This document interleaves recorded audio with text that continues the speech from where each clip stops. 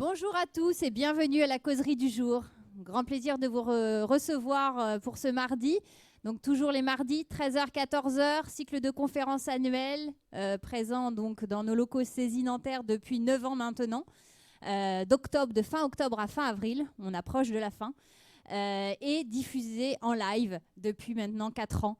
Et grâce à un lien unique pour les saisons, unique, diffusable et gratuit, pas d'inscription. Donc, n'hésitez pas à transférer ce lien à vos réseaux professionnels et personnels. Donc, bonjour à vous qui êtes dans la salle en présentiel, mais bonjour aussi à ceux qui nous regardent, évidemment, derrière les écrans. Notre campus d'Orléans, mais aussi nos apprenants, les salariés, les intervenants des autres campus, des 25 campus saisis en France, et aussi nos tuteurs. Ça peut être aussi des institutionnels, et comme je vous disais, sinon nos réseaux personnels et professionnels autres. Donc c'est un plaisir de vous recevoir aujourd'hui. On va aborder une thématique tout à fait passionnante et transverse qui va parler à tout le monde. Je vais laisser Bertrand Meunier se présenter. Première fois dans le cycle des causeries. Merci à lui de participer cette année. Alors je rappelle un peu, pour ceux qui nous rejoignent pour la première fois, le concept des causeries saisies, c'est partager, c'est la culture générale, c'est aborder des thématiques que vous n'avez pas forcément dans vos cours, dans vos cahiers des charges ou dans votre vie professionnelle ou autre. L'idée, c'est d'avoir des connaissances, soit aller plus loin parce que vous êtes vraiment intéressé, soit au moins avoir la base. Et on est là aujourd'hui pour vous apporter ça, pour que vous ressortiez plus riche, que vous puissiez aller discuter avec des personnes totalement différentes dans votre entreprise, pour ceux qui sont déjà en apprentissage ou en alternance, ou plus tard, être un professionnel toujours en développement, toujours plus riche d'informations. Donc, vous pouvez participer, que ce soit dans la salle ou à travers le lien live. Vous levez bien la main que je vous apporte le micro pendant les 10 dernières minutes où on pourra poser des questions. Ou si vous posez des questions à travers le lien, vous pouvez envoyer vos questions à l'adresse mail suivante, causerie au pluriel idfc tout accroché, @cesi.fr. Je me ferai porte-parole de vos interrogations. Petite information, donc pour ceux qui nous regardent pour la première fois également, vous pouvez retrouver l'ensemble de nos thématiques des 3 dernières années sur la chaîne YouTube CESI, sur la playlist Les Causeries CESI. Et de plus, vous pouvez nous envoyer ou m'envoyer sur causerie au pluriel idfc@cesi.fr, toujours cette adresse, vos idées pour l'année prochaine, des thématiques des causeurs.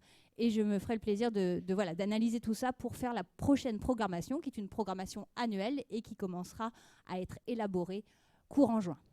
Merci à tous. Je vais donner la parole à Bertrand et je vous souhaite une très bonne causerie. Merci Héloïse. Bonjour à tous. Donc je vais me présenter succinctement. Bertrand Meunier. Donc je suis consultant formateur en management des organisations. J'ai fondé une société Anagramme qui a comme raison d'être la poursuite de la performance individuelle et collective, à la fois dans un sens écologique, mais aussi durable. C'est peut-être des adjectifs qui vous parlent, vous particulièrement, la jeune génération. Alors, je reconnais personne dans la salle, mais je donne des cours ici au CESI de Nanterre, à des masters et à des élèves ingénieurs sur tout ce qui est thématique, évidemment, de management, de leadership, conduite du changement, stratégie des organisations, agilité managériale. Tout ça en s'appuyant sur les sciences cognitives. Parce qu'en fait, je suis ingénieur de formation, même ingénieur télécom, donc télécom et réseau. Et sur le tard, je me suis passionné sur tout ce qui concerne les sciences cognitives. Alors les sciences cognitives, c'est tout ce qui regroupe les disciplines des sciences de l'humain, donc à la fois neurosciences, psychologie, sociologie, philosophie, intelligence artificielle, linguistique. Toutes ces disciplines qui ont travaillé énormément en silo jusqu'à il y a peu et qui commencent à se regrouper les unes les autres parce que chacune doit alimenter la discipline voisine.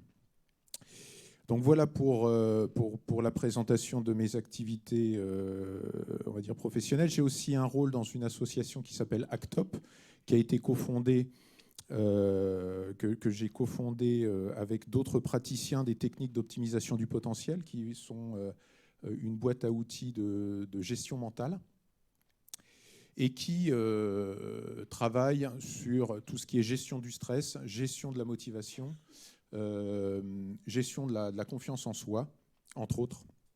Donc c'est l'application un petit peu de certaines techniques de gestion mentale qu'on va trouver dans le monde du sport, dans le monde du stress des armées, des pompiers, etc. Donc tous ces métiers-là vont être évidemment très intéressés par ce type d'outils de gestion mentale. Alors, on va passer une petite heure ensemble. Le contenu va être assez dense, je vous préviens déjà, mais j'ai essayé de faire en sorte que ce soit le plus intéressant et le plus pratique pour vous. Donc, vous êtes la jeune génération, et il y a un certain nombre d'éléments que vous allez pouvoir récupérer à la fin de cette présentation et que vous allez pouvoir mettre en pratique dans votre quotidien, enfin, du moins, je l'espère. Et donc, à la fin de la présentation, alors, je ne la présenterai pas forcément là, mais en tout cas, il y aura une bibliographie et puis du contenu un peu multimédia que vous pourrez retrouver sur Internet si vous souhaitez approfondir cette problématique. Donc, on va attaquer par une citation d'abord de quelqu'un de très connu, Léonard de Vinci, qui déjà en son temps, alors que la science n'était pas au niveau où elle l'est aujourd'hui, avait déjà observé que notre jugement était très principalement biaisé. Alors il n'avait pas utilisé ce terme, mais rien ne nous trompe autant que notre jugement. C'est Léonard de Vinci qui l'a dit, et je vais essayer de vous en convaincre pendant toute cette heure. Alors, présentation des biais cognitifs. Comment, déjà, définition du biais cognitif. Hein, alors, il y a un certain nombre de définitions, mais bon, j'en ai pris une qui est assez synthétique. C'est tout ce qui serait les erreurs systématiques que l'on va appliquer sur notre jugement, sur notre raisonnement, et qui va découler parfois sur des prises de décision hasardeuses et inefficaces. Tous ces biais cognitifs vont reposer sur nos représentations mentales, nos croyances, nos motivations, nos expériences passées. Donc en fait, tout notre apprentissage. Et donc si vous cherchez un petit peu sur Internet, vous allez trouver des cartographies de biais cognitifs comme celle-là, où actuellement la science a listé et a trié dans tout cet ensemble de 4 domaines: trop d'informations, pas assez de sens, besoin d'agir vite et de quoi devons-nous nous rappeler, 183 biais cognitifs. Si vous êtes patient, dans quelques années, vous verrez très probablement que si la science continue à étudier ces biais cognitifs, on va en voir apparaître de plus en plus. Parce qu'on parle de la complexité de l'humain, et derrière un biais cognitif, il y a bien entendu un certain nombre d'éléments qui sont pris en compte. On y reviendra. Derrière une conséquence, dans l'humain et dans le vivant, on a des causes plurifactorielles. Alors, l'histoire de vous engager un petit peu dès le départ, je commence cette conférence par un retour de quiz qui m'arrive de poser à mes étudiants. Et je pense que d'ailleurs ce quiz-là, c'est les résultats d'étudiants en master 5e année que j'ai eu en cours d'esprit critique. Et si vous lisez cette question-là, quelle est la réponse qui vous vient à l'esprit? Donc, au bout de combien de jours recouvrait-il la moitié du lac? C'est Nénuphar. Pardon? 39, exactement. Donc, la majorité, comme vous l'avez vu, avait raison, mais plus d'un tiers des répondants ont répondu probablement trop vite, probablement sans trop se poser de questions. Il y en a quelques-uns qui ont répondu 10 jours, 20 jours. Il y en a même eu un ou une qui a répondu 30 jours. Tout ça parce que quand vous lisez un intitulé, il y a quelques éléments sur lesquels vous allez pouvoir focaliser et qui vont éventuellement vous embarquer dans des biais. Donc des biais d'ancrage, des biais attentionnels qui vont vous faire répondre à côté de ce qui est effectivement la bonne réponse. Deuxième exemple, je vous invite à réfléchir. Si je place une somme d'argent à un taux d'intérêt de 5% par an, quel sera mon capital après 40 ans? Donc vous voyez que les réponses que j'avais eues lorsque j'ai fait passer ce quiz sont assez disparates. Pour répondre directement, en fait, il n'y a que 7%, 69 qui ont répondu bon. Et c'est normal. Notre cerveau n'est pas fait pour calculer des exponentielles. Donc c'est normal que vous n'ayez pas trop d'idées a priori de la réponse. La réponse, c'est x7. Donc après 40 ans, on place 100, on obtient x7, on obtient 700. Donc là, on a affaire à un biais qu'on appelle un biais d'exponentielle ou de croissance exponentielle, qui est en fait notre incapacité à faire des calculs mathématiques un peu sophistiqués de tête. Voilà. Donc c'est pour ça qu'on a inventé les tableurs Excel, et ça fait très bien l'affaire parce qu'en général, on n'a pas trop besoin de faire ces calculs exponentiels dans notre quotidien. Alors, autre expérience de pensée qui m'a été inspirée par Étienne Klein. Un ruban étendu autour de la Terre au niveau de l'équateur, si on l'allonge d'1 mètre et comptant uniformément au-dessus du sol, à quelle hauteur va-t-il flotter ?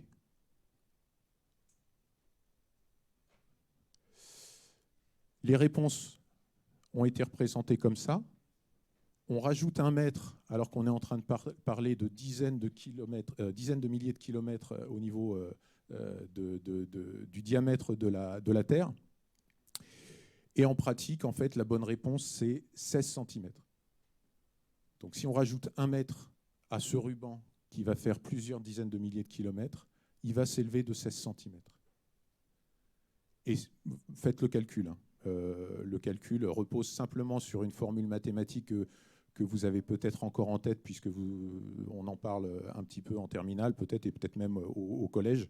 La circonférence, c'est égal à 2 fois pi fois le rayon. Faites le calcul. Et en pratique, ça ne dépend même pas du rayon. Donc, je pose cet exercice avec une balle de ping-pong. La réponse est aussi 16 cm. Étrange, hein ? C'est contre-intuitif. Si vous êtes sceptique, c'est normal. Et si vous souhaitez en avoir le cœur net, vous prenez le crayon, le papier, et vous faites l'exercice. Donc ça, c'est un biais de représentation mentale, de modèle mental. Et je vais terminer par une question un petit peu plus générale qui nous concerne tous intérieurement. Parmi tous les conducteurs français, à quel quartile pensez-vous appartenir ? Et ce que vous observez, c'est que 75% des étudiants qui ont répondu se considèrent meilleurs que l'élément médian. Vous voyez ? Donc 75%, alors qu'on devrait retrouver normalement 25, 25, 25, 25. Donc ça, c'est un biais qui est assez classique aussi, le biais d'illusion de supériorité. On est une personne qui sommes au centre de notre existence, et on a une considération probablement bien supérieure sur un certain nombre de compétences et de connaissances que l'on peut avoir. Voilà. Et alors on parle évidemment d'étudiants, je parlais de conducteurs français. Donc en plus de ça, a priori, la conduite parmi les jeunes n'est peut-être pas forcément aussi performante que lorsque l'on est habitué. Alors maintenant, je vais vous parler de prise de décision. Alors la prise de décision, elle a été un petit peu théorisée par des économistes pendant un certain nombre de siècles même, et on parlait même d'homo economicus, c'est-à-dire que dans l'économie, on considérait que l'être humain faisait des calculs avant de prendre des décisions, faisait des calculs pour vraiment prendre la meilleure décision possible dans une situation donnée. Alors la situation donnée, le contexte donné, il est représenté par un environnement, l'environnement que vous avez, qu'il soit actuel ou qu'il soit passé. On a aussi un état interne. Notre état interne, ça va être tout ce qui est lié à nos apprentissages, nos compétences, nos capacités, mais aussi notre état physique de fatigue, ou notre état émotionnel.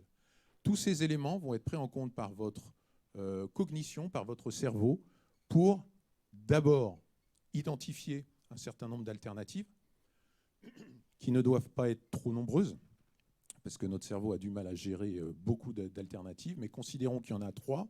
Donc pour ces 3 alternatives, pour ces 3 options qui se présentent à vous, vous allez devoir peser le pour, le contre, les bénéfices et les coûts correspondants, avec, en listant rapidement, les bénéfices, ça va être la satisfaction de nos besoins, la satisfaction de nos motivations, de nos valeurs, le plaisir qu'on va en tirer, les avantages financiers, les gains du temps, etc.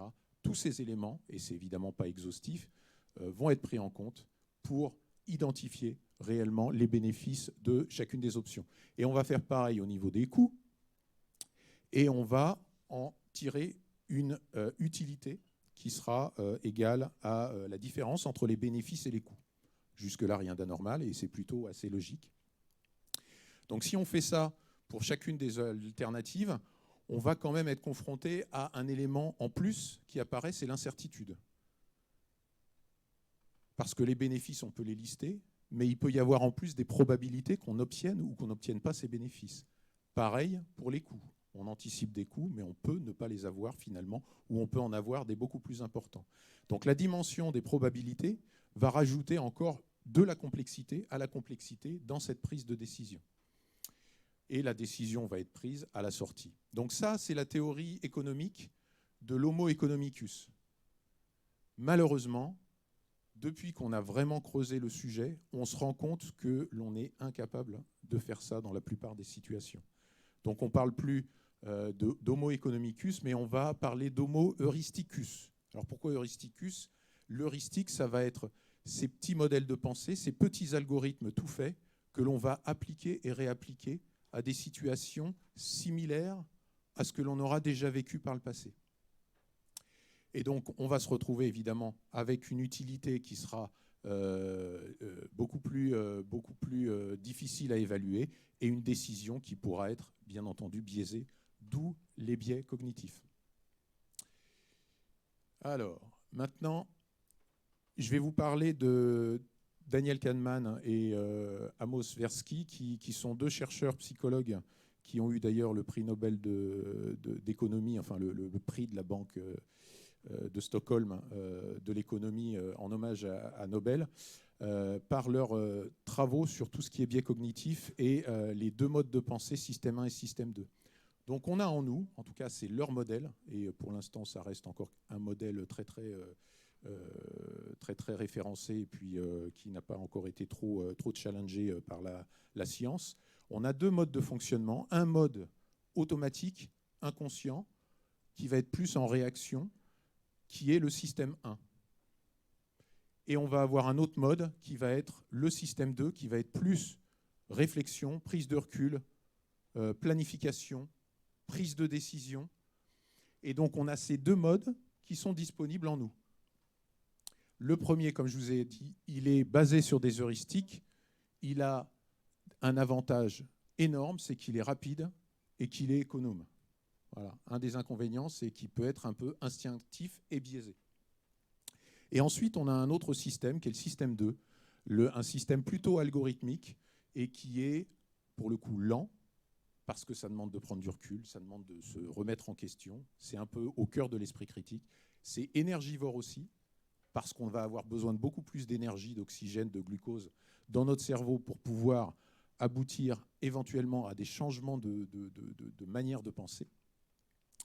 Et donc, ce système 2, ça va être la bouée de sauvetage qui sera utilisée lorsque le cerveau décidera que le système 1 ne va pas être suffisamment efficace. Et donc, ce système 3, qui est localisé au niveau de notre cortex préfrontal ventromédian, une petite zone, va définir si il laisse le système 1 en mode automatique, ce qui est notre mode de fonctionnement automatique la plupart du temps, ou s'il décide de demander au système 2 de prendre la relève. Alors, j'ai été rapidement. Olivier Houdet, en fait, c'est la personne qui a modélisé ce système 3, qui est en fait le switch qui va faire que soit on laisse le système 1, soit le système 3 est activé, et à ce moment-là, il en appelle au système 2 pour prendre le relais à la fois de l'analyse et de la prise de décision. Donc, Olivier Houdet nous invite à rentrer, à apprendre à résister dans nos modes de pensée, à inhiber notre système 1, à inhiber notre manière de faire automatique. Alors, je vous présente maintenant le cerveau associatif. Ce n'est pas une représentation que vous avez l'habitude de voir, ça s'appelle une tractographie du cerveau, et ça représente en fait tous les liens neuronaux qu'il peut y avoir à l'intérieur du cerveau. Donc ce qu'on peut observer vu de l'extérieur, quand on n'est pas spécialiste, c'est qu'on voit qu'en fait, finalement, toutes les zones sont interconnectées les unes aux autres par des neurones qui vont dans tous les sens. Hein, pour parler vulgairement, c'est le bordel. Et effectivement, c'est compliqué. Les neurosciences ont avancé énormément, mais ça reste quand même un champ qui va continuer à se développer parce qu'effectivement, le cerveau humain, c'est très complexe. Mais ce que l'on peut malgré tout tirer comme première conséquence, c'est qu'en fait, dans notre fonctionnement, dans nos apprentissages, en fait, comme tout est interconnecté, on va avoir des expériences passées, des émotions, des comportements, des ressentis, des perceptions qui vont être associées les unes aux autres. Donc le cerveau, ce que vous apprenez, ce n'est rien d'autre que des associations entre éléments, concepts que vous avez acquis par le passé. C'est d'ailleurs pour ça que quand vous apprenez quelque chose sur un concept que vous ne connaissez pas très bien, il est extrêmement important pour vous d'essayer de trouver des liens sur ce que vous avez déjà pu vivre, ce que vous avez déjà pu observer, sur d'autres théories, et de croiser différents domaines, de différentes disciplines. Alors, on va attaquer les biais cognitifs. Donc, biais cognitifs, j'en ai une petite vingtaine. Je ne sais pas si j'aurai le temps de toutes les passer, mais néanmoins, on va attaquer maintenant. Le premier biais cognitif, ça va être l'aversion à la perte. L'aversion à la perte, c'est simplement de se dire que si on doit perdre 100 ou gagner 100, bah, naturellement, l'être humain va avoir tendance à ne pas prendre le risque. Il va falloir qu'il y ait une possibilité de gagner le double de ce que potentiellement on peut perdre pour que, on va dire, l'être humain standard, classique, normé, commence à considérer le choix de prendre ce risque-là. Ce qu'on peut dire, c'est que ce biais d'aversion à la perte, il est exploité très régulièrement en marketing. Il y a deux manières d'inciter à la vente d'un produit ou d'un service. C'est soit de mettre en avant tous les bénéfices qu'il peut apporter, mais ça ne fait pas autant mal qu'une bonne perte. La deuxième manière de présenter le produit, c'est de montrer à la personne, si vous n'achetez pas mon produit, alors vous n'allez pas obtenir ça ou il va vous arriver ça. Donc là, dans ce cas-là, on parle de neuromarketing. Et ça peut être beaucoup plus puissant, ça peut être un levier beaucoup plus puissant de la vente. Donc voilà pour l'aversion à la perte. Effet de position dans la série, c'est la tendance d'une personne à mieux se rappeler du premier et du dernier élément d'une série et moins bien des éléments qui ont été représentés entre les deux.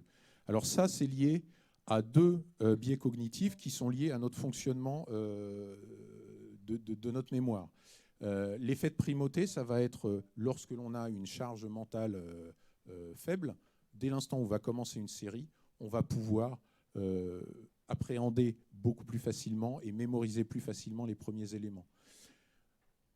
Pour tout ce qui est derniers éléments, là, on va plutôt avoir notre mémoire de travail qui va prendre le relais. Mais la mémoire de travail, c'est une mémoire qui ne tient pas très longtemps, qui tient quelques secondes ou quelques dizaines de secondes. Donc, qui est difficile à maintenir.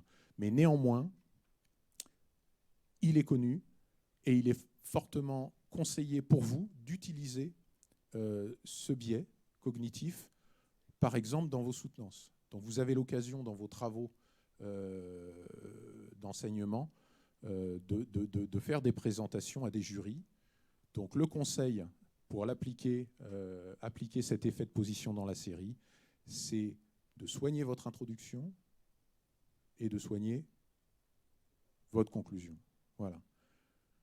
Alors, je ne dis pas qu'il faut faire n'importe quoi entre les deux, mais simplement, si vous devez vous focaliser sur quelque chose juste avant de rentrer dans le jury, c'est effectivement de travailler cette introduction qui va donner, on va dire, une bonne première impression et ensuite, à la fin, de terminer par éventuellement un effet waouh et vous aurez les bonnes notes que vous méritez. Autre règle, pic fin, tendance d'un individu à juger une expérience principalement sur la façon dont il se sentait à son paroxysme. Donc c'est son niveau émotionnel, l'intensité émotionnelle qu'il va ressentir au moment de l'expérience. Donc si ce niveau est très important, ce moment-là va être pris en compte et va être retenu. Ça a comme incidence aussi des incidences sur le biais de récence et biais de généralisation. Donc le biais de généralisation, il va apparaître quand on va, par exemple, avoir un événement qui va générer un pic émotionnel. Prenons l'exemple, on est sur la route, on roule pendant 3 heures, mais pendant ces 3 heures, il va y avoir un événement. Une personne va vous couper la route ou va vous faire une queue de poisson et vous allez prendre peur.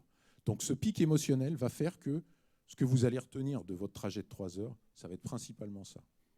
Et ce qui va rester après, c'est éventuellement que les voitures de tel type conduisent mal. Et donc ce biais de généralisation repose aussi sur ce mode de fonctionnement de notre mémoire, principalement influencé par nos états émotionnels. Donc ici, là, la représentation, c'est simplement le suivi émotionnel des intensités des émotions que l'on peut mesurer sur des spectateurs qui regardent un film. Donc quand vous regardez un film, vous allez avoir des moments où vous allez être en émotion forte, émotion faible. Et en fait, il y a beaucoup de chercheurs qui étudient ça pour éventuellement designer les films de manière un peu particulière pour vous maintenir dans des états émotionnels qui vont s'enchaîner et qui vont faire que vous allez trouver le film génial.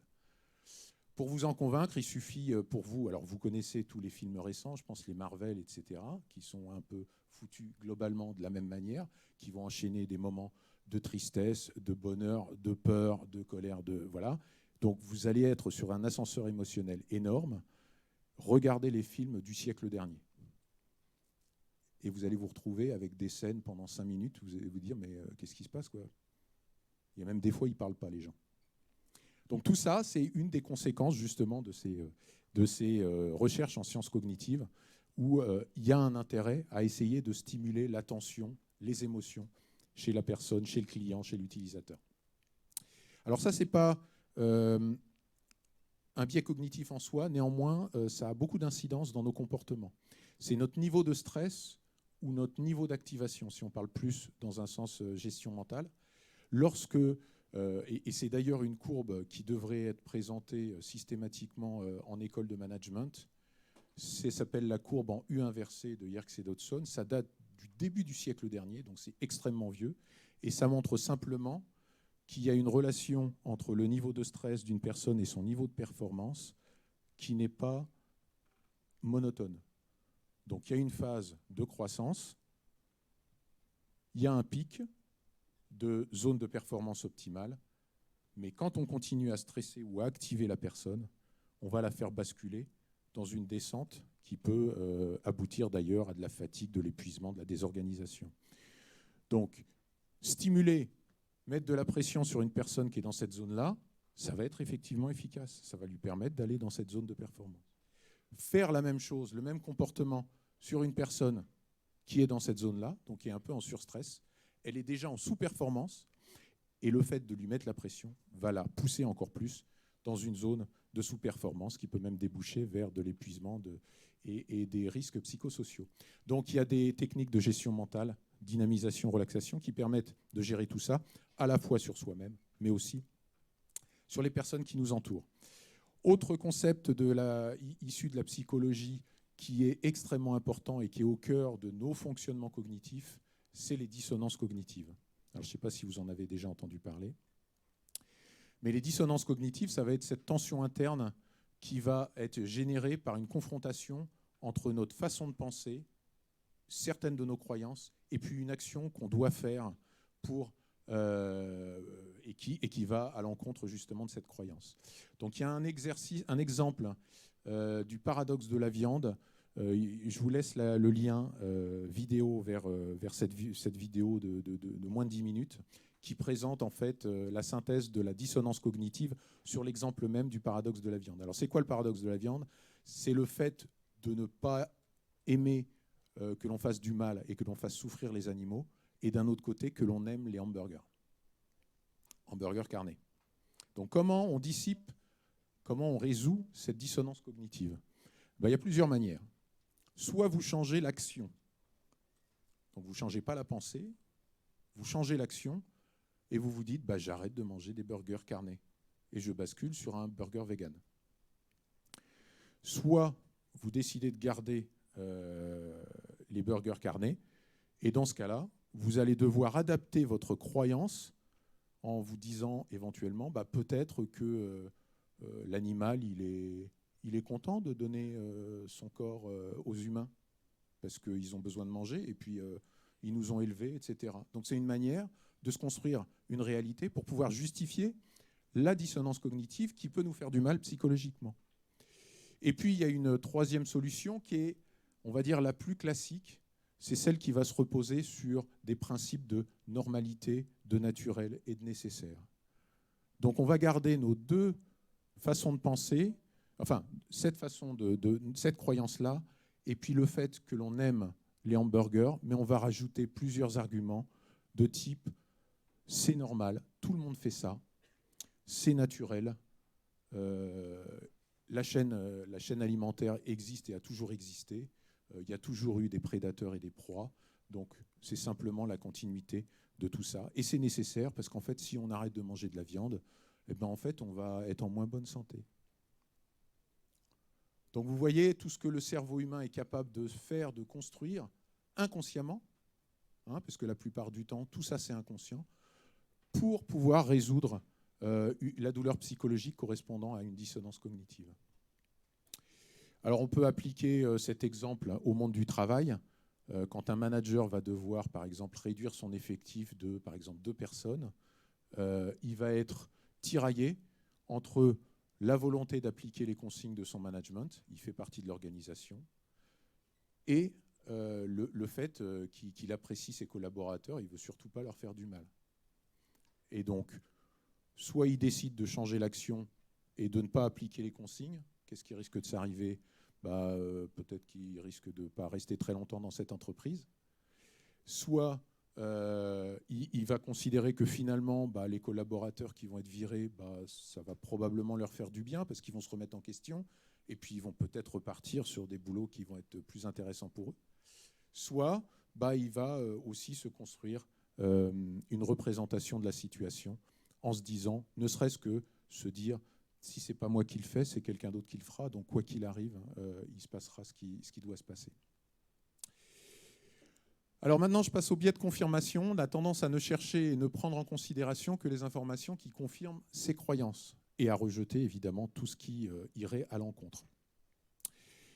Rejeter, ignorer, discréditer. Donc ça, c'est une tendance qu'on va avoir naturellement et qui va générer un certain nombre d'autres biais qui vont être, par exemple, le biais de confirmation rétrospectif, le biais de polarisation du groupe. Je ne vais pas forcément rentrer dans les détails de tout ça, mais s'il y en a un qui peut être intéressant et important, c'est l'effet Pygmalion.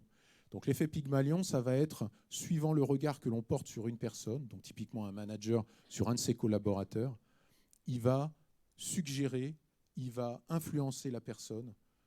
Donc si son regard est plutôt bienveillant, positif, optimiste, la personne, en retour, va avoir tendance à le satisfaire et à donner une bonne qualité de travail qui va lui permettre d'être performant. Le fait de voir cette performance va conforter le regard du manager sur cette personne et par un cercle vertueux va générer de la performance et une relation saine et de confiance. L'effet golem, ça va être l'inverse. C'est quand on va avoir un peu de méfiance, voire de la défiance vis-à-vis de quelqu'un, et que finalement, ça va générer en lui de la méfiance et de la défiance, donc un engagement assez réduit, assez limité, et donc une sous-performance qui va confirmer la première impression, qui était celle de j'avais bien fait de penser que cette personne-là n'était pas si performante que ça. Donc vous voyez que les biais cognitifs, on va les retrouver dans tous les domaines de la vie, que ce soit votre vie personnelle ou vie professionnelle. Corrélation illusoire, tendance à percevoir une relation entre deux événements non reliés ou encore à exagérer une relation qui est faible en réalité. Alors, je vous ai présenté comment était foutu le cerveau. C'est un organe plutôt associatif, mais il n'est pas fait pour gérer réellement les liens de cause à effet. Dans le vivant, il y a très peu de liens de cause à effet très, très, très clairs. Si on prend cet exemple-là, on voit cette personne qui a une taille fine, qui porte dans la main un yaourt où il y a écrit taille fine. Et ce que cette publicité suggère, c'est que si vous mangez ce qu'il y a dans le pot de yaourt, vous allez avoir une taille fine. C'est la base même de la publicité, du marketing. On se repose sur ce type de dynamique. Moi, je remets en question ça. Peut-être que cette personne n'a jamais mangé de taille fine. Peut-être. Hein. Peut-être que cette personne, ici, a été payée pour se faire photographier et puis apparaître sur une affiche. En fait, tout ça, on est capable de le faire en conscience, mais notre cerveau inconscient va être influencé très régulièrement par ce genre de représentation. Notre inconscient va être influencé fortement. Le biais de causalité, très rapidement, quand on voit par exemple la production de glace qui est reliée proportionnellement avec le nombre de morts par noyade, on peut se dire, tiens, il y a un lien entre les deux. Est-ce que c'est les glaces qui causent des noyades ? Ben, en pratique, non, vous le savez. Dans des cas comme ça, quand il y a corrélation, il va y avoir soit une relation de lien de cause à effet entre les deux événements, mais il peut y avoir aussi une cause racine. Donc, par exemple, ici, ça peut être le soleil, la température, le fait qu'il fasse beau. Quand il fait beau, on va manger de la glace et on va aussi aller à la plage. Donc, on va multiplier les nageurs et donc on va multiplier la probabilité d'avoir des noyades. Ou ça peut être une coïncidence, parce qu'il peut y avoir aussi des relations dans des événements qui ne sont pas du tout reliés les uns aux autres. Biais de modèle mental. Alors, biais de modèle mental, ça va être plus lié à nos représentations du monde. Donc, un modèle mental, ça va être notre explication modélisée, simplifiée de notre compréhension du fonctionnement de notre environnement. Donc, ça va rentrer, par exemple, dedans les lois physiques, les lois biologiques, les lois de la chimie, enfin, tout ce qui peut être loi de l'électricité, par exemple, pour un électricien, et éventuellement de la résistance des matériaux, de la circulation de l'eau pour les plombiers, par exemple. Donc, voilà, les modèles mentaux, c'est ce qui va enrichir notre représentation du monde. Et le biais de modèle mental, c'est lorsque nos représentations, donc nos décisions, vont être influencées par des mauvais modèles mentaux ou des modèles mentaux trop simplifiés.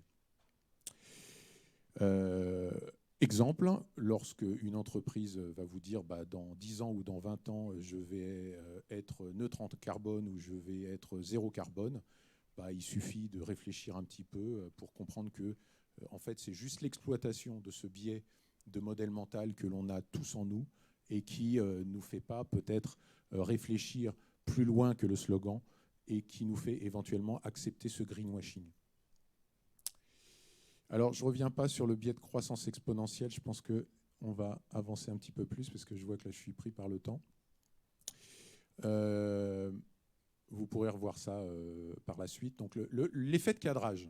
Donc, lorsqu'on a un symbole ambigu de ce type-là, on va pouvoir se dire soit c'est une forme ambiguë, soit c'est un 13, soit c'est un B. L'effet de cadrage, ça va être le fait de s'appuyer sur des éléments que l'on rajoute pour effectivement donner du sens à ce symbole. Donc ici, on a plus de mal à dire que c'est un B. Ici, on a plus de mal à dire que c'est un 13. Donc cet effet de cadrage, elle va apparaître en entreprise, par exemple, lorsque l'on va introduire une réunion et que la manière de présenter la réunion va faire qu'on va être influencé, enfin les personnes qui participent à la réunion vont être influencées par l'introduction et donc vont mener à une décision qui peut éventuellement être contre-productive. Alors maintenant, illusion d'optique, petite représentation d'illusion d'optique. Donc là, on a l'impression en fait que les anneaux se déplacent suivant les flèches. Alors est-ce que c'est les flèches qui nous influencent ? En fait non, parce que quand on enlève les flèches, on continue à voir qui se déplacent. Alors maintenant, une manière de les bloquer, c'est de rajouter en bordure un petit cercle noir qui va neutraliser le biais correspondant à des changements de couleur qui vont nous faire croire que ces anneaux se déplacent. Autre exemple, qui est peut-être un petit peu plus connu, c'est cette danseuse. Alors moi, systématiquement, je la vois tourner dans le sens des aiguilles d'une montre. Néanmoins, il y a moyen de la voir tourner dans l'autre sens. c'est de regarder la danseuse qui tourne dans le sens inverse des aiguilles d'une montre. Donc notre cerveau, il est fait pour essayer d'injecter du rationnel sur ce que l'on peut voir et la représentation qu'on peut avoir de notre environnement. D'autres exemples d'illusions d'optique.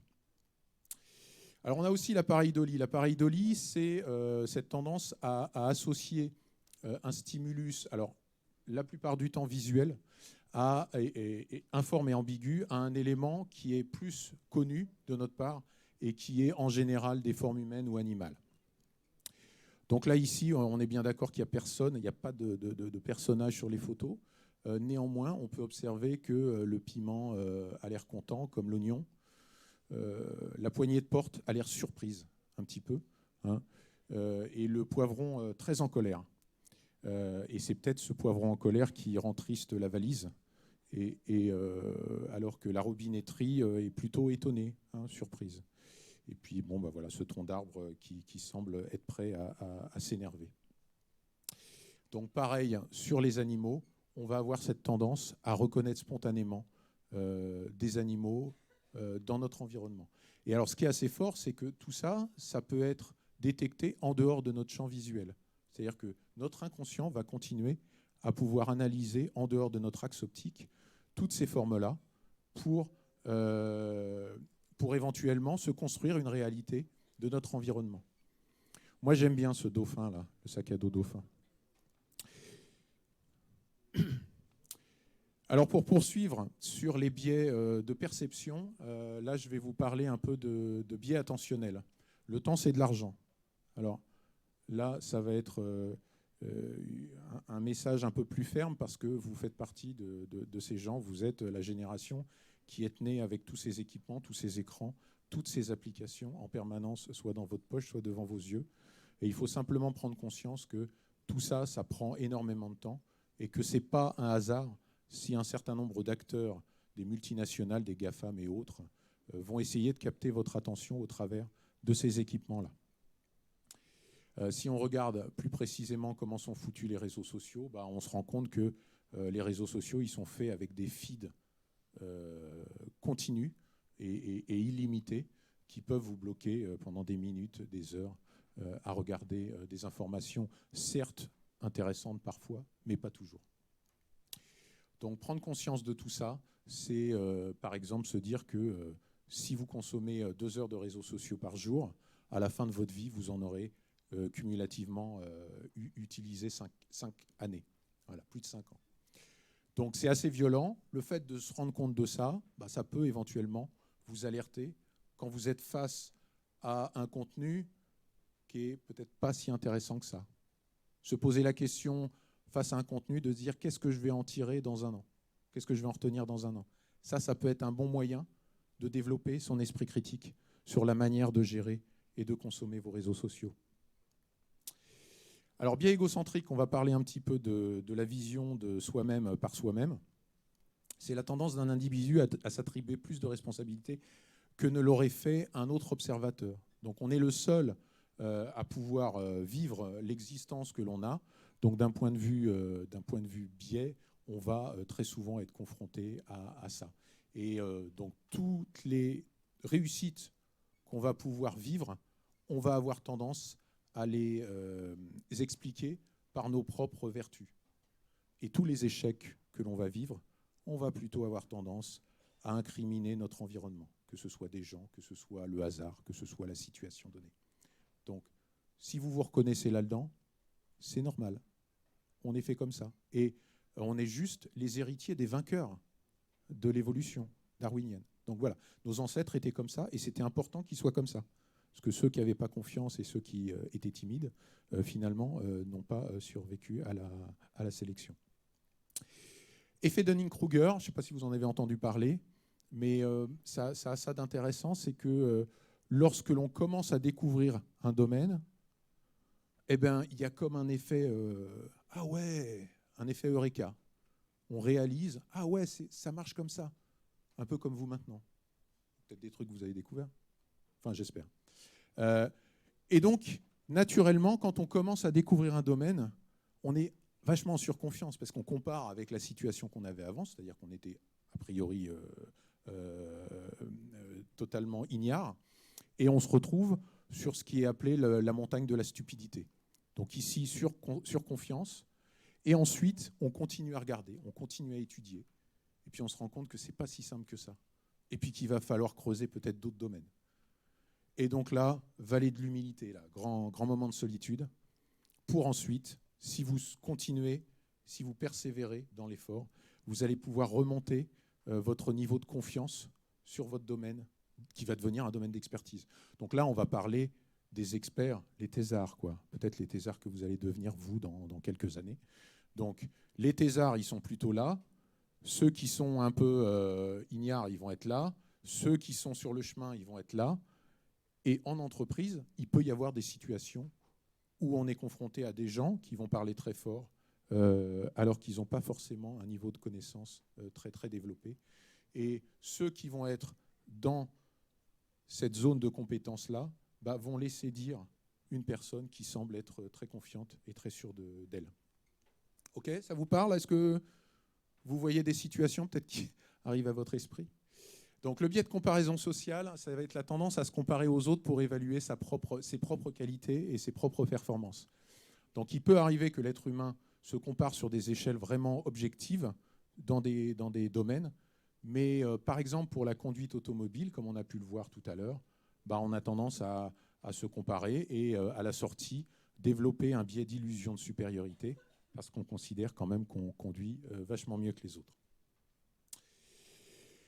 Biais de projection. Alors le biais de projection, ça va être la tendance à supposer que les autres pensent, ressentent ou agissent comme nous. Et en fait, non, c'est pas comme ça que ça se passe, parce qu'en fait, ils n'ont pas le même cerveau, ils n'ont pas les mêmes expériences, et ils n'ont pas les mêmes manières de penser le monde. Donc même si vous vous retrouvez dans votre entreprise avec un collègue qui a la même mission que vous, il est possible que cette personne fasse différemment les choses que vous. Ce n'est pas pour autant qu'il a tort. Ce n'est pas pour autant que vous avez tort non plus. Mais simplement, le fait de reconnaître la diversité chez l'autre, c'est déjà un élément important pour pouvoir développer votre esprit critique et votre capacité à développer à sortir de vos biais sociaux. Connexion requise, mon Dieu. Héloïse. Alors, se connecter, je vais cliquer sur se connecter. Ouais, parce que là, il y a une vidéo. Bon, j'espère que ça va marcher. Donc, les biais cognitifs sociaux, je vais en balayer quelques-uns. Ah bah là, ça ne marche plus. Mince. Entrer un mot de passe. Au secours. Donc, ce que je vais faire pour gagner un petit peu de temps, le temps que ce soit dépanné, donc je vais parcourir là les biais sociaux. Donc, c'est les biais de l'individu au sein des groupes d'appartenance. Donc, quand vous êtes dans un groupe d'appartenance, typiquement, vous êtes dans un groupe, là, vous faites partie de votre promo, vous faites partie du CESI, vous faites partie de votre entreprise, vous faites partie éventuellement des Français, vous faites partie éventuellement des Blancs, vous faites partie des femmes. Bref, tous ces groupes d'appartenance vont définir votre identité. Et à partir de là, il y a un certain nombre de jeux, d'éléments qui vont faire que vous allez vous comporter d'une manière ou d'une autre. Donc là, ce qu'on va voir, c'est 3 vidéos. Une vidéo sur le conformisme. Alors le conformisme, ça va être notre tendance à agir et à penser comme les autres, par défaut. Et au travers de ces vidéos, c'est bon là ? Ouais, c'est bon. Donc on va voir le biais de conformisme, merci. Le biais de conformisme, l'expérience de H, l'expérience de Milgram. Donc là, ce que je vous propose, c'est simplement de regarder.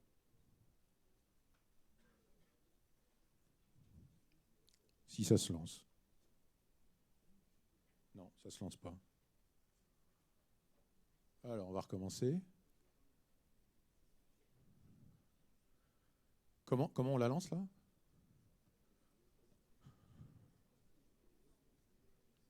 Allez, je vais essayer ça.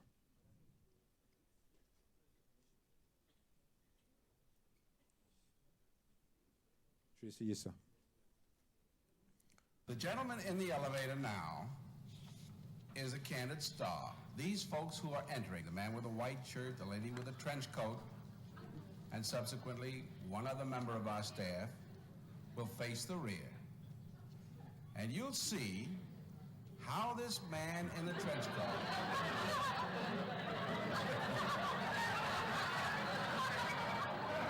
tries to maintain his individuality, but little by little,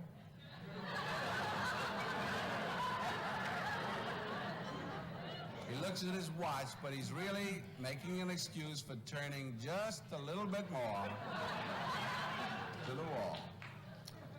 Now we'll try it once again. Here's the candid subject. Here comes the candid camera staff, 3 of them at least. And this man has apparently been in groups before.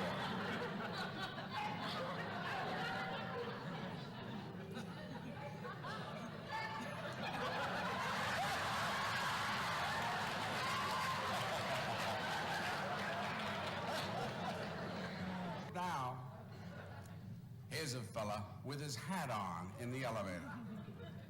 First he makes a full turn to the rear and Charlie closes the door.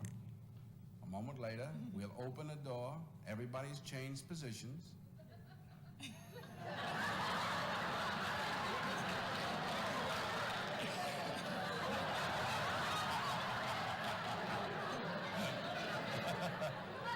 Now we'll see if we can use group pressure for some good. Now, in a moment, on Charlie's signal, everybody turns forward. J'arrête là parce qu'on va être un petit peu à court de temps. Une autre expérience que je souhaite aussi vous présenter, mais je ne vais pas forcément avoir le temps, c'est l'expérience de H, qui est le même mode de conformisme, c'est-à-dire qu'on va avoir tendance à se conformer aux autres parce qu'on a peur d'être rejeté en fait, finalement par le groupe. Et encore une fois, si l'on parle de nos ancêtres, les chasseurs-cueilleurs, pour eux, le fait d'être rejeté par le groupe, c'était une condamnation à mort. Parce que l'être humain a survécu et s'est développé grâce à la collaboration. Okay. Donc, dans cet exercice, on voit que 37% des gens vont se conformer et vont aller à l'encontre de ce qu'ils ressentent vraiment comme étant la bonne solution. Donc, je vous invite à voir éventuellement cette vidéo lorsque vous serez rentré chez vous. Donc, tendance à penser, agir comme les autres. Bah, bien entendu qu'en entreprise, vous allez rencontrer ça. Et à la fois, c'est bien, et d'un autre côté, ça peut être un petit peu flippant parfois. Je vous passe rapidement l'expérience de Milgram. Alors ça, c'est pour changer, ça change un petit peu l'ambiance. Mais ça ne dure pas longtemps, ça dure 1 minute 20.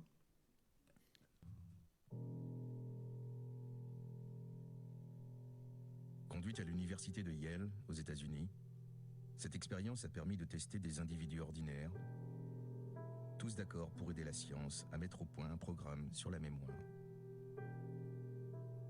2 sujets étaient convoqués. L'un devait retrouver une bonne réponse sur une liste de mots qu'il devait retenir en 1 minute. Installé dans une petite pièce, il était attaché à une chaise. À sa gauche, un bracelet électrique lui enverrait des punitions à chaque erreur. Plus il se tromperait, plus violent serait le choc électrique. Le deuxième homme était installé dans une autre pièce. C'était à lui de lire les questions et d'infliger les punitions, le choc électrique.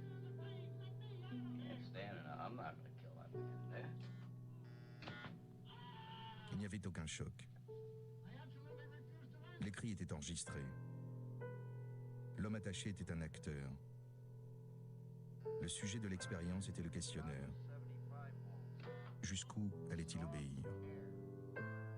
À la stupéfaction des chercheurs, 62% des gens se soumettaient aux ordres et administraient des chocs ultimes malgré les hurlements de douleur de l'acteur.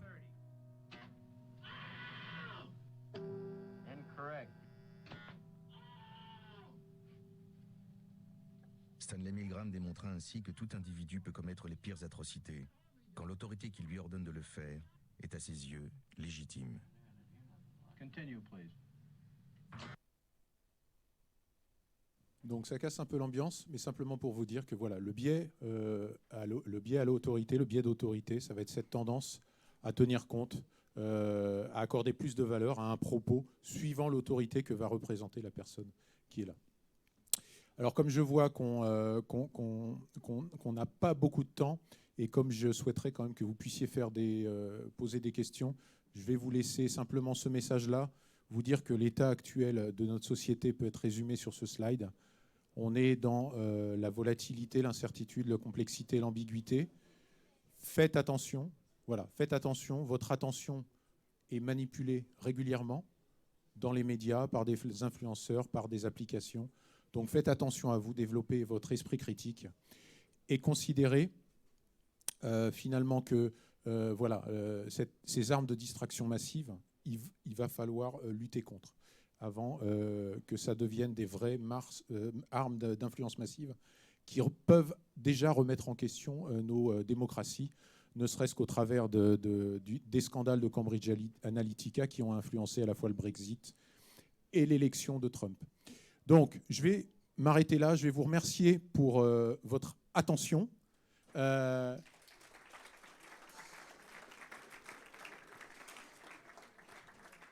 Et puis, si je n'ai pas le temps de traiter toutes les questions que vous vous posez, je serai prêt à faire un service après-vente. Vous envoyez vos questions après, de toute façon, sur causerie@idfc.saisie.fr et je ferai le transfert. On a une question via le live. Donc, question concernant la loi de Yerkes et Dodson, dynamisation et relaxation. Qu'est-ce qui la différencie du concept de l'expérience optimale flow de, et alors là, je retiens ma respiration, Mihaly Csikszentmihalyi. Mihaly Csikszentmihalyi. Comment ça se prononce c'est croisé, en fait. C'est des concepts croisés où, effectivement, on se rend compte que quand on est à notre pic de performance, c'est-à-dire au niveau de la zone d'activation optimale, on va avoir une performance optimale qui correspond au flow qui a été théorisé par Mihaly Csikszentmihalyi. Qui finalement représente à la fois un bien-être de la compétence dans l'activité, le fait que l'on ne voit pas le temps passer dans l'activité que l'on fait et un vrai plaisir que l'on tire de l'activité. Donc c'est ça le flow. C'est croisé, c'est pas exactement le même concept, mais ça peut être mis en parallèle. Une question dans la salle ?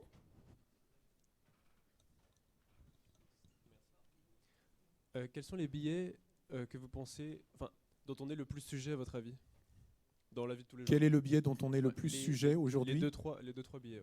Je pense que le biais de confirmation, c'est un biais qui nous emprisonne et puis qui est un peu la racine un petit peu de tous les biais. Et après, l'étude des biais, ça peut être bien de regarder tous les biais comme un catalogue, mais je pense que le mieux, c'est aussi de se confronter à un certain nombre de concepts vraiment liés aux sciences cognitives et qui nous montrent finalement la limite de notre fonctionnement et de la performance qu'on peut avoir dans notre environnement. Donc plutôt que de regarder les 183 biais ou 6 biais qu'il y a dans la liste, j'aurais tendance à vous conseiller de vous intéresser à comment fonctionne l'être humain, ses besoins, ses motivations. On n'a pas parlé des besoins de Maslow, mais il y a un certain nombre de concepts. J'ai évoqué les dissonances cognitives. Pour moi, c'est quelque chose de clé. Mais les dissonances cognitives n'apparaissent pas comme un biais cognitif en soi, alors que c'est à l'origine d'énormément de biais. Je ne sais pas si j'ai répondu. Ouais. Il y a un autre biais que j'ai passé très rapidement, c'est ce problème de locus de contrôle que l'on a quand on doit juger nos réussites et nos échecs. Donc là, je m'adresse effectivement, c'est peut-être important pour vous. Certains d'entre vous vont avoir tendance à voir dans leur réussite leur propre mérite. Certains autres vont voir en eux, au travers de leur réussite, des effets du hasard, du bol. Et on va avoir les mêmes effets, c'est-à-dire dans les échecs, certains vont trouver que c'est plutôt l'environnement et le hasard qui n'a pas été dans le bon sens. Et il y en a d'autres qui vont se dire l'échec, c'est vrai, je sais, je suis nul. Et donc, on va se retrouver avec des personnalités qui se développent sur ce biais de confirmation et qui va faire que certaines personnes vont être confiantes parce qu'elles pensent que leurs réussites viennent d'elles et leurs échecs viennent du hasard ou de l'extérieur, alors que d'autres vont penser l'inverse. Donc, ce que je peux vous dire, c'est que dans l'humain, dans le vivant, la complexité d'humain veut qu'il n'y a pas qu'une seule cause. Il n'y a pas qu'une seule cause racine. Il y a des causalités circulaires Et il y a des effets qui font qu'on va avoir des causes multifactorielles qui vont apparaître. Donc prenez du recul quand vous êtes dans des modes... En fait les biais cognitifs, c'est simplement les limites des heuristiques dans certaines situations. C'est-à-dire que les biais cognitifs, les heuristiques peuvent bien fonctionner la plupart du temps. Et c'est effectivement ce qui se passe. Donc le fait de vouloir absolument sortir des biais cognitifs, c'est un peu une quête illusoire. Néanmoins, avoir conscience de l'existence de ces biais cognitifs, c'est déjà une première étape dans éventuellement l'apprentissage de l'inhibition telle qu'a été présentée par Olivier Houdet. Merci beaucoup. On vous remercie encore, Monsieur Meunier, pour votre intervention. Merci à vous. On va devoir conclure. Donc là, si vous voulez avoir peut-être accès aux différentes bibliographies, n'hésitez pas à poser votre demande à causerie@idfc. Je vous enverrai le PDF. Donc voilà, l'adresse causerie-idfc@saisie.fr. Et n'oubliez pas les replays sur la chaîne YouTube. La semaine prochaine, attention, on change de thématique. La thématique initiale ne sera pas faite. Excusez-moi.